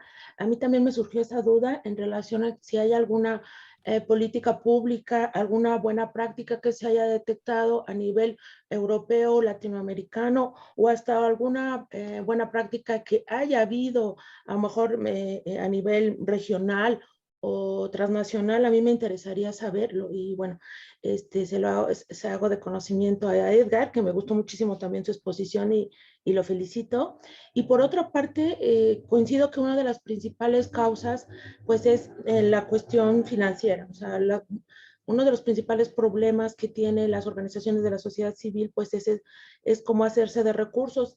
Y desafortunadamente, como bien se comentaba, yo creo que aquí hay un problema bastante fuerte porque en el 2019, por lo que he estado investigando a partir de 2019, no nada más con el memorándum que sacó el Ejecutivo Federal en relación a esta disminución de los recursos asignados a las organizaciones de la sociedad civil, sino que también el presupuesto de egresos de la Federación para el 2019 disminuyó, en este caso los donativos, y también se disminuyeron en el mismo año este tipo de, ¿cómo se llama? De donativos y de subsidios. Entonces, creo que sería importante, sería interesante ver cómo también el activismo en relación a las organizaciones de la sociedad civil podría servir, por ejemplo, para plantear algo un poquito más de fondo y decir, bueno, es que debe de haber un presupuesto específico etiquetado a favor de las organizaciones de la sociedad civil que esté más allá de los vaivenes políticos, ¿no? O sea, que no esté en esta, perdón, creo que se congeló mi cámara, o sea, que esté más allá de estos vaivenes políticos, y así como se logró un presupuesto etiquetado específico, por ejemplo, a favor de las mujeres, que hubiera un presupuesto etiquetado fijo para, obviamente con esta característica de progresividad en relación a que no puede estar sujeto a complacencias ni políticas ni de otra índole, porque siempre se va a tener estos déficits y estos problemas que obviamente no tienen nada más que ver con estas cuestiones que obviamente bien estudias en relación a política de drogas y demás, sino en general de toda la sociedad civil. Entonces, bueno, no sé si al final de cuentas también nos tengamos nosotros obviamente que interesar en este tema, porque es un tema de fondo, un tema de cuestión, no nada más política, sino cuestiones que tienen que ver con cuestiones de democracia, un Estado democrático sin sociedad civil, o sea, no es nada. Entonces, creo que esto es algo de fondo que tenemos también que plantearnos. Muchas gracias, Edgar. Muchas gracias, Joel. Muchas gracias, Edgar. Adelante si gustas comenzar las réplicas. No, pues no son réplicas, más bien son cosas que me tengo que llevar de tarea, porque me han hecho unos comentarios muy, muy interesantes, muy, que no había considerado, ¿no? Muy profundos para mi trabajo y que me van a hacer, por supuesto, reflexionar bastante. Voy a tratar de hablar sobre algunos temas, por ejemplo, y empezando en el orden que me los habían compartido, ¿no? Carlos fue el primero, me decía sobre la información, características sociodemográficas. No las tenemos. Y lo que te voy a decir se conecta también con la siguiente pregunta que tenía sobre el académico activista. Lo interesante de muchas de estas organizaciones es que justamente este vínculo tan fuerte entre academia y sociedad civil les ha permitido que muchas de estas organizaciones tengan sus propios aparatos, vamos a decirlo así, de investigación, ¿no? Es decir, desde esas mismas organizaciones se van generando estudios sobre su población, sobre las estrategias, por ejemplo, de testeo de drogas o de salas de consumo seguro o de socialización de la información. Van generando sus propias dinámicas de investigación que incluso se publican en journals y todo eso, ¿no? Y digo incluso, porque todavía a veces como que no está muy claro que la sociedad civil haga eso. Sí lo hace, y ahí es donde es relevante su vínculo con la academia. En específico, en las organizaciones que trabajé en el norte del país, que son creo que también las que tú estás mencionando, hay personas cercanas al programa de política de drogas, con Jaime Redondo, Angélica Ospina, que hacen justamente este tipo de trabajo. Entonces, pues, ahí googlear y seguramente te saldrán muchos estudios que hablan sobre estas características de la población. Y justamente, vamos a ver, el tema de la academia y la sociedad civil, pues es bien apasionante, porque tiene que ver, o sea, si uno le rasca profundamente, pues te lleva a cuestiones epistemológicas, ¿no? Incluso desde dónde estás entendiendo la ciencia, desde dónde estás entendiendo la política, por ejemplo. Y otra vez, enfrentamos ahí desde una visión donde dice, ¿no? Converge, ¿no? Justamente la ciencia es para hacer política pública, hasta la otra visión en el otro lado del paradigma donde dice, no, una cosa es la racionalidad científica que tiene como fin construir conocimiento y otra cosa es la racionalidad política que tiene como fin generar consensos y decisiones colectivas vinculantes, ¿no? Y ahí eso es imposible de conciliar. Creo que ese debate, pues es un debate todavía sumamente actual que está ahí presente, ¿no? Donde yo no me atrevería a decir es esta o esta la respuesta, simplemente diría, pues ahí está esa discusión, donde, insisto, para unos la ciencia te sirve para hacer política y para otros no, la ciencia y la política es diferente. Creo que, bueno, no creo, evidentemente el académico activista tiene muy claro que es, más bien la respuesta es, la ciencia te sirve para hacer política pública, y en ese sentido, pues evidentemente se tiene que aceptar o nulificar muchos principios, ¿no? O sea, de una u otra manera, quien desde la academia hace política pública, sabe que al final está adoptando ciertos principios políticos, ¿no? La libertad, el desarrollo de la personalidad, los derechos humanos, en fin, un montón de cuestiones políticas que el académico va a aceptar ya de por sí al momento en que acepta hacer o política pública o activismo. Y ahí pues tiene que ser, otra vez, insisto, yo no lo veo problemático, pero sí tiene que ser intelectualmente honesto y de decirlo claramente. Yo estoy vinculado a esta organización, estos son los principios políticos que estoy defendiendo, ¿no? Y, ojo, eventualmente a lo mejor ahí puedo comprometer mi objetividad. Voy a tratar de no, voy a hacer uso de las metodologías, de las herramientas, pero esas son mis convicciones. Yo creo que en ese sentido no habría problema. Creo, tú preguntabas hace rato cuáles serían esos retos. Creo que el reto que nos falta, y lo asumo, a los académicos que nos vinculamos de pronto al activismo, ahí me entrevistan, ¿no? De pronto, y tomo una posición, es ser honesto siempre y decirlo, ¿no? Y no siempre lo hacemos, yo lo digo, no siempre digo, oigan, yo soy sí, me entrevistan como académico y hablo como académico, pero también estoy hablando como una persona política, ¿no? Y no siempre lo digo. Creo que uno de los grandes retos y hacia donde tenemos que avanzar es justamente a tener esta capacidad de intelectualmente ser honestos y decirlo siempre y claro. Yo estoy defendiendo, yo soy académico y hago esta investigación, pero al mismo tiempo defiendo estos principios políticos, ¿no? Creo que eso es un reto importante. Y al final, mucho del académico activista o del académico que se involucra en la política pública es que te jala la política. Quieras o no, te jala la política. Y de pronto ya no distingues, ¿no? De pronto ya sales y estás hablando casi como un activista o como un político. Y entonces ahí es cuando de pronto, vamos a decirlo, se pierde el piso. Y creo que muchas veces no, el activista académico no se da, o el académico activista, mejor dicho, no se da cuenta sobre eso.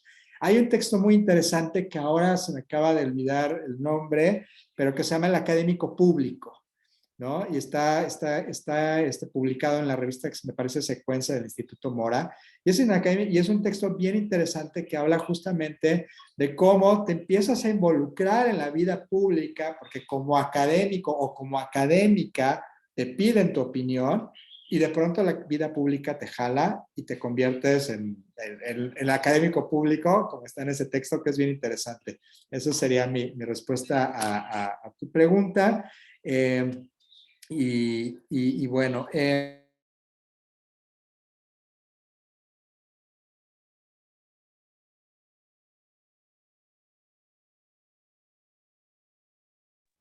Lo perdimos. Sí, está congelado su audio y video, ¿verdad? ¿Habla? Ya regresó. Creo que ya. ya regresé. parto de ese principio, las organizaciones, la sociedad civil no es apolítica. Esa es una ficción.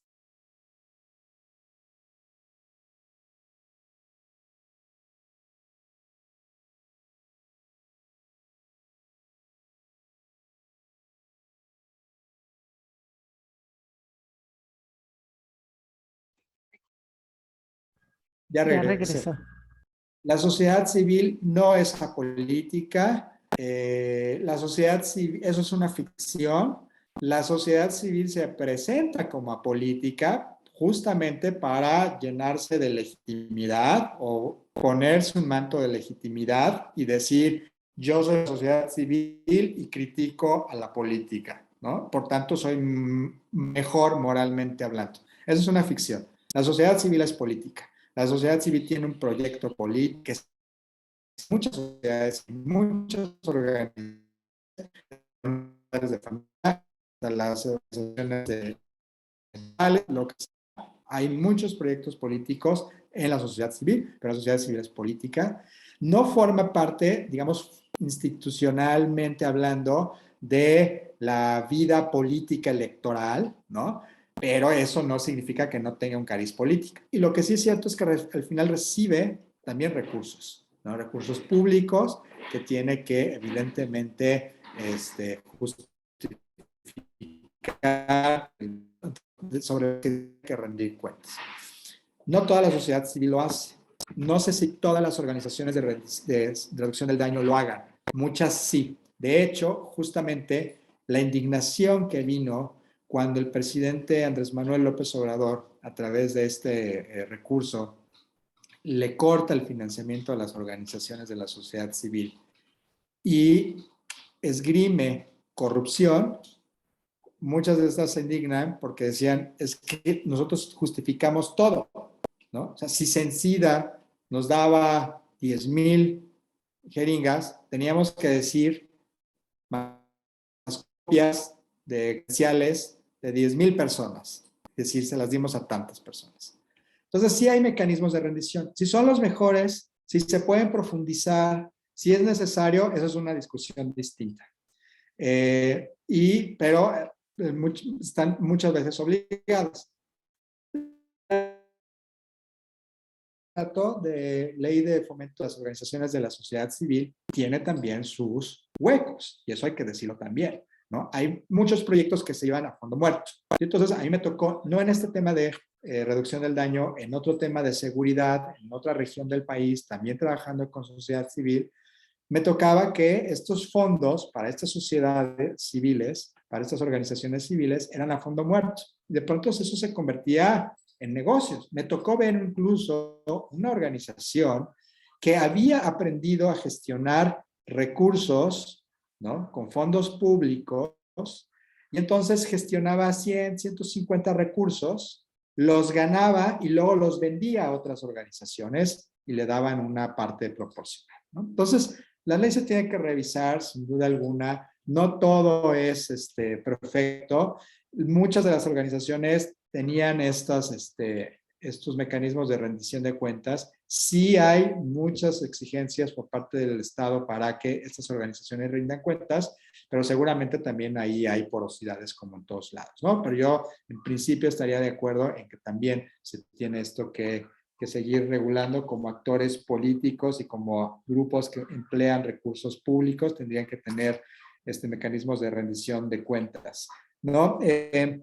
Sí, la cuestión del litigio estratégico, pues en los contextos muy diferentes, ¿no? El de Europa, el de Latinoamérica, muy diferentes en términos de pues, marco, las leyes, la política, cómo funciona la política de drogas, en fin, ¿no? Por eso entiendo que quizás en Latinoamérica se busque ser más estridente. Al final del día, pues esa es la lógica de las organizaciones civiles, ¿no? Muchas veces, ante la cerrazón gubernamental, pues la estridencia es el recurso que está a la mano, pues para hacerse escuchar, para visibilizar problemáticas, para llamar la atención a otras organizaciones sobre lo que está ocurriendo, ¿no? Ante la cerrazón gubernamental. Y en ese sentido, yo sí creo que las organizaciones civiles en nuestro país, en este contexto, tienen ese recurso como un recurso muy a la mano y me parece a mí muy legítimo, incluso de la protesta, para justamente visibilizar sus problemáticas y mostrar sus demandas. Ahora bien, estrategias descanse la política de reducción del daño en nuestro país. Como decía hace rato, hay un proceso enorme de mayor profesionalización, donde la gente se va preparando incluso para jurídicamente, para enfrentar cuestiones legales, para enfrentar cuestiones políticas, para incidir en el Congreso. Es decir, hay cada vez más una mayor diferenciación de estrategias para seguir haciendo frente a estas problemáticas. Y en ese sentido me parecería muy relevante que fuese esta actividad de la sociedad, la de buscar resolver problemas que el Estado no está resolviendo, como decía Dan hace rato, y la de, digamos, ir cambiando narrativas, etcétera. Creo que sí tendría que tener la protección a largo plazo del Estado mexicano, a través no solamente de una ley, como la ley del fomento de las organizaciones de la sociedad civil, sino que esta no fuera sujeta a contentillo sexenal, sino que fuera una política de Estado, ¿no? Pero eso evidentemente pues implica pues justamente lo que decía hace rato Carlos, pues mayores controles, mayores presupuestos. Puede malinterpretarse, ¿no? Buscar mayores controles para la sociedad civil, pero pues, creo que a la larga, entre más claridad tengamos en el uso de recursos, etcétera, pues más fuerte sale esa sociedad civil al final del día, más fortalecida sale. Pues esos serían mis comentarios, un poco sobre lo que ustedes me han planteado. Gracias. Muchas gracias, Edgar. Pues bueno, nada más me gustaría que Karina nos exponga su pregunta para ir cerrando el seminario del día de hoy. Karina, adelante. Sí, gracias, doctor Edgar, gracias, Joel. Bueno, yo quisiera hacer algunas preguntas, 3 concretas, y me voy a permitir leer una cosa antes, después de leer.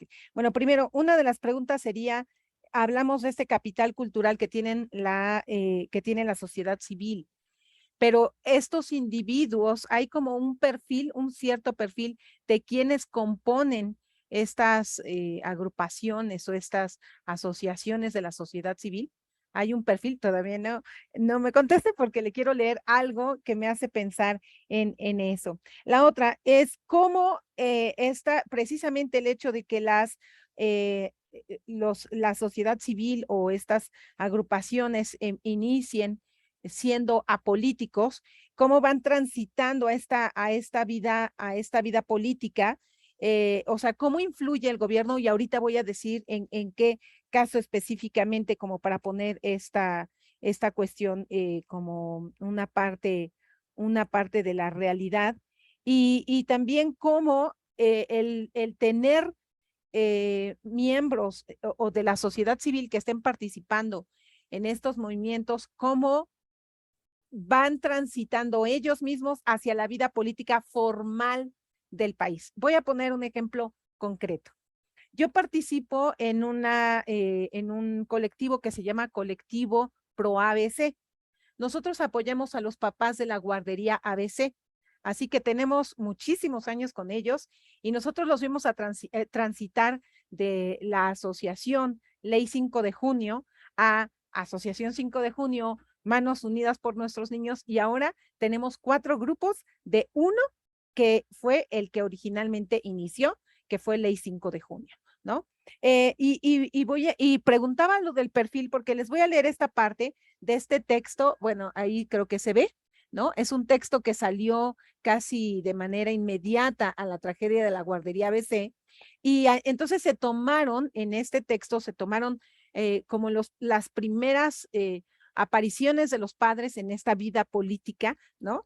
Y me llama mucho la atención de este texto. Yo soy el culpable. Entre el IMSS, los socios de la guardería y la persona que rentaba la bodega o hacienda, ninguno ha aceptado su parte de culpa, pero hay un responsable que sí está aceptando la culpa y la lleva en las espaldas. Ese soy yo. Yo soy el principal responsable por ser una persona honrada que tiene un empleo, por tener que cumplir con un horario de trabajo, por tener la seguridad social que me dio la oportunidad y me dio la elección de que entrara mi hijo a esa guardería donde me dijeron que contaban con todas las medidas de seguridad. Yo tengo la culpa por confiar, yo tengo la culpa por pagar mis impuestos, yo tengo la culpa por ir a votar. Yo soy el responsable de la muerte de mi hijo.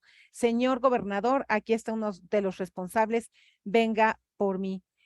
Y bueno, en la narrativa, dice este padre, dice, yo me burlaba de los que se manifestaban, yo me burlaba de los que hacían protestas, ¿no? Dice, hasta que pasó lo de mi hijo, entonces yo mismo empecé a formar parte de esas personas que tienen protestas. Entonces, el perfil de quienes son miembros de esta sociedad civil organizada, ¿no? ¿Cuál es el perfil? La segunda cosa que dije es, ¿qué tanto el gobierno influye?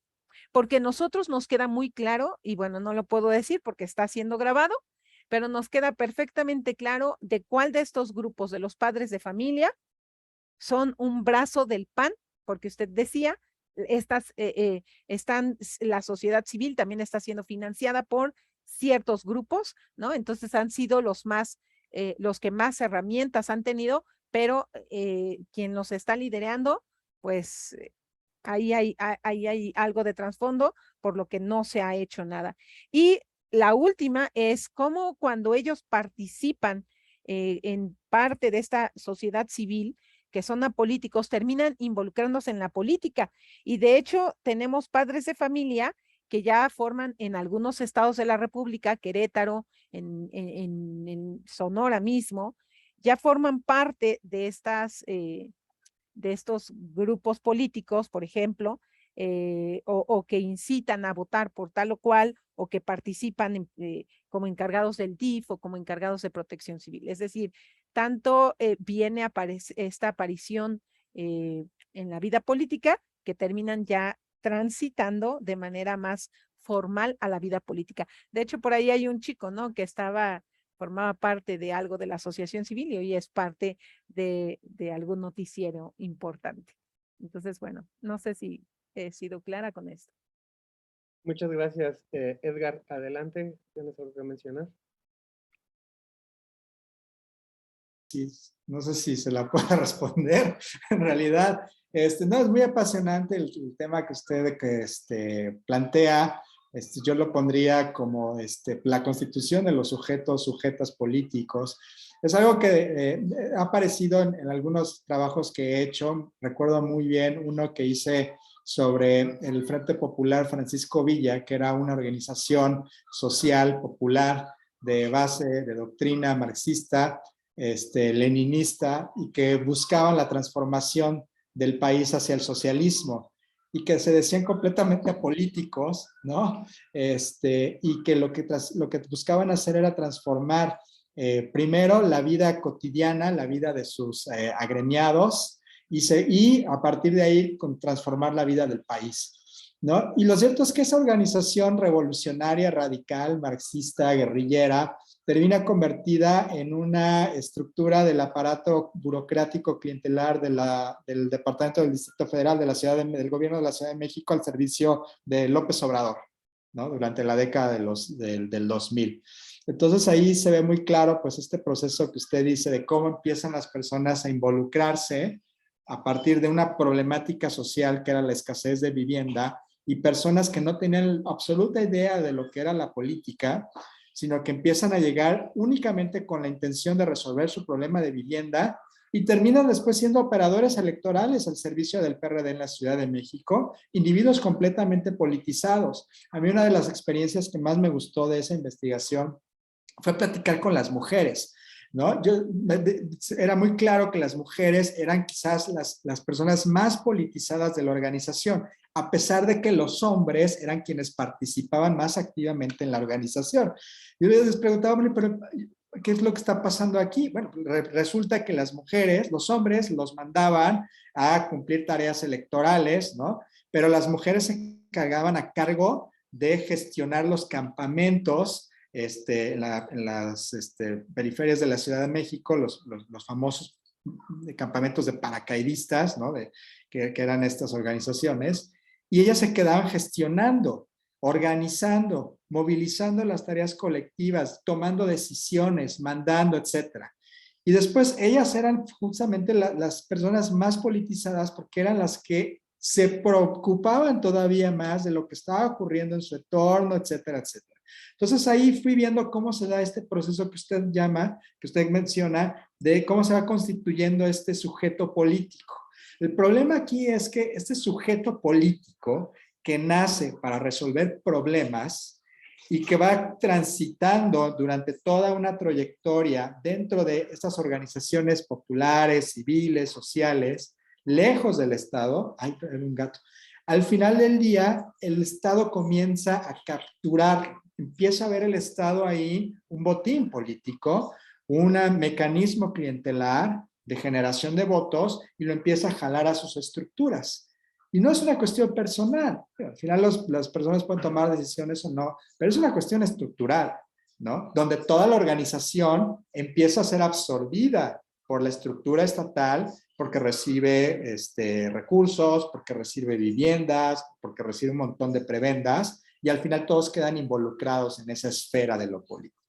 Creo que aquí el tema es justamente lo que decía hace rato. Estas organizaciones, no era marxista, y se decía apolítica, fuera de la política, pues porque al final del día partimos de una visión bien marxista sobre la política, donde pensamos que la política está en el Estado. No, la política está en todos lados, partamos de una visión más Foucaultiana, si ustedes quieren. La política está en todos lados, estamos atravesados por la política. Nosotros hacemos política, ahorita tengo que hacer política con mi hija para decir, oye, ya nos tardamos, etcétera, ¿no? Hacemos política en todos los espacios de nuestra vida, solamente que no lo vemos y no lo reconocemos como tal. En el caso de las organizaciones de la sociedad civil vinculadas al tema de la reducción del daño, más que perfiles, yo hablaría de algunas características que son muy claras. Una de las personas me decía, se necesita esta pasión, y por eso hablábamos sobre el tema del activismo radical. Muchas son personas que están vinculadas al consumo, al uso de sustancias, en algunos casos problemático. Algunas personas tienen familiares vinculados. A lo que voy es que, y esto es más allá del caso, creo que el sujeto político se constituye fundamentalmente cuando es atravesado por las violencias y las injusticias que quiere después resolver. En el momento en que tú te estás atravesado por esas injusticias y esas violencias y empiezas a racionalizarlo y a entenderlo, en ese momento te vas constituyendo como sujeto o sujeta político. Si estás en una organización, vas a ir adquiriendo las herramientas para tratar de transformar eso. Pero al final del día eres político. Y al momento en que esa organización se empieza a vincular con la otra política, pero que al final del día es política, que es la del Estado, pues el tránsito es natural, vamos a decirlo así, ¿no? Yo más que estigmatizar ese tránsito, entiendo lo que dices, cuando dices, es que estaban en la sociedad civil y ahora ya, más que estigmatizar ese tránsito, hay que visibilizarlo y hay que otra vez hacerlo muy claro. Ahora ya estás jugando como actor político de manera muy clara, ¿no? Y hay que aceptarlo, hay que decirlo, hay que ser honestos y empezar a trabajar desde ahí. Creo que no lo podemos evitar, ¿no? Va a ocurrir, pero lo que sí podemos hacer es señalarlo, visibilizarlo, ser honestos intelectualmente al decir, ahora estoy ya netamente actuando como actor político y no pasa nada. Más bien, al contrario, qué bueno que ya pusimos las cartas sobre la mesa, ¿no? Ese sería mi comentario a tu pregunta también interesante. Muchas gracias. Gracias. Bueno, pues yo lo dejaría hasta aquí. Muchas gracias, Edgar, por tu participación, por tu tiempo. El día de hoy también creo que tienen una conferencia magistral en el programa de política de drogas, entonces lo dejaría aquí. Si tienes algún otro comentario, les agradezco a todas y todos su presencia. No, al contrario, un agradecimiento por la invitación, Joel, a todas, a todos ustedes por sus verdaderamente muy interesantes, muy nutritivas, estimulantes comentarios y preguntas. Y bueno, pues más que responderlas, conversamos sobre los temas que ustedes pusieron sobre la mesa, ¿no? Que creo que fue lo más valioso de todo. Muchas gracias. Pues muy bien, que tengan una excelente tarde.